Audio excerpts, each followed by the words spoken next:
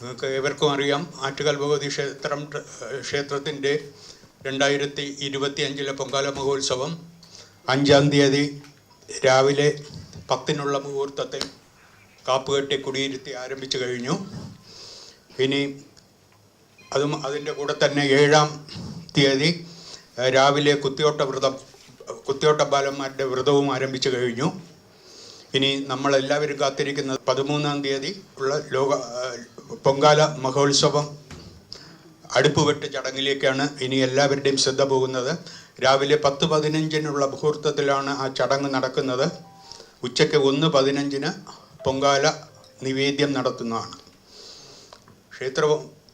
ക്ഷേത്ര ട്രസ്റ്റ് കഴിഞ്ഞ ഒക്ടോബർ മാസം മുതൽ തന്നെ ഇതിൻ്റെ പ്രവർത്തനങ്ങൾ ട്രസ്റ്റ് ബോർഡ് മെമ്പേഴ്സും പല രീതിയിലുള്ള കമ്മിറ്റികൾ കൂടി പ്രവർത്തനങ്ങൾ നടത്തിക്കൊണ്ടിരിക്കുകയാണ്. അതിൻ്റെ എല്ലാം ഒരു പൂർണ്ണതയിലേക്ക് ഇപ്പോൾ എത്തിയിട്ടുണ്ട്. ആ വിവരങ്ങൾ സുഹൃത്തുക്കളെ എല്ലാവരെയും അറിയിക്കുക എന്നുള്ളതാണ് നമ്മുടെ ലക്ഷ്യം. ഇത്തവണത്തെ ഉത്സവത്തിന് ക്ഷേത്ര പരിസരത്ത് തന്നെ പൊങ്കാലയിടുന്നതിലേക്ക് വേണ്ടി വളരെയേറെ സൗകര്യങ്ങൾ ട്രസ്റ്റ് നടത്തിയിട്ടുണ്ട്. കൂടാതെ പാർക്കിംഗ് ഏരിയയ്ക്ക് വേണ്ടി പുതിയ സംവിധാനങ്ങൾ.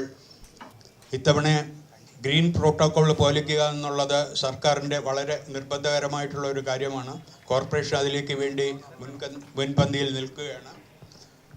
നാം എല്ലാ സ്ഥാപനങ്ങളിലും അന്നദാനം നടത്തുന്ന സ്ഥലങ്ങളിൽ, ഭക്തജനങ്ങൾക്ക് ആഹാരം കൊടുക്കുന്ന സ്ഥലം, വെള്ളം കൊടുക്കുന്ന സ്ഥലം, ഇവിടെയെല്ലാം ഒരു പ്രാവശ്യം ഉപയോഗിക്കുന്ന പേപ്പർ കപ്പ് ഇത്തവണ ഉപയോഗിക്കാൻ പാടില്ല എന്നുള്ള നിർദ്ദേശമാണ് കൊടുത്തിട്ടുള്ളത്.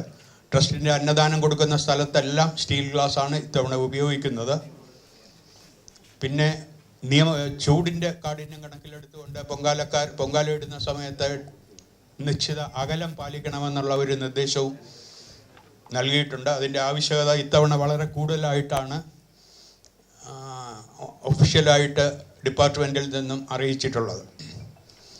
പിന്നെ ദേവിയെ പുറത്തെഴുന്നള്ളിപ്പിക്കുന്ന ചടങ്ങുകൾക്കുള്ള ഒരുക്കങ്ങളെല്ലാം പൂർത്തിയായി.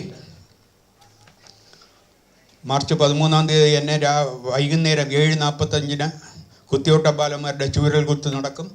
അത് കഴിഞ്ഞാലുടൻ തന്നെ ഏകദേശം 11 മണിയോടുകൂടി ദേവി പുറത്തെഴുന്നള്ളും മണക്കാട് പോയിട്ട് അവിടുത്തെ പൂജ രാവിലെ 5 മണിക്ക് നടക്കും. അതിനുശേഷം തിരിച്ച് 9 മണിക്ക് ക്ഷേത്രത്തിൽ എത്തണമെന്നുള്ള ക്രമീകരണങ്ങളാണ് നടത്തിയിട്ടുള്ളത്.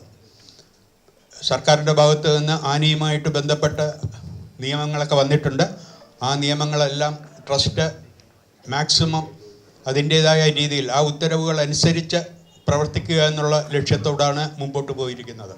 പിന്നെ ഈ ഉത്സവ സമയങ്ങളിൽ ഒരു പ്രത്യേകതയുള്ളത്, 7-ാം ഉത്സവ ദിവസം, അതായത് നാളെ നട തുറക്കുന്നതിന് 7:30 മാത്രമേ ദർശനം തുടങ്ങുകയുള്ളൂ എന്നുള്ള ഒരു പ്രത്യേകത മാത്രം ഈ ഉത്സവത്തിനുണ്ട്. നാളെ 7:30 ശേഷം മാത്രമേ ഭക്തജനങ്ങൾക്ക് ദർശനമുള്ളൂ.